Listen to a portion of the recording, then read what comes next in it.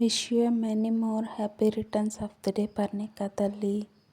ఇలాంటి పుట్టినరోజులు నువ్వెన్నో జరుపుకోవాలని మనస్ఫూర్తిగా కోరుకుంటున్నాను. నువ్వు మా జీవితంలోకి వచ్చి మా జీవితంలో వెలకట్టలేని వెలుగు నింపావమ్మ చిన్నోడా. ఏమైపోతుందా, ఇంక పిల్లలు పుడతారా లేదా, ఫస్ట్ ఒకరు పుట్టి చనిపోయారు అనుకున్నాము.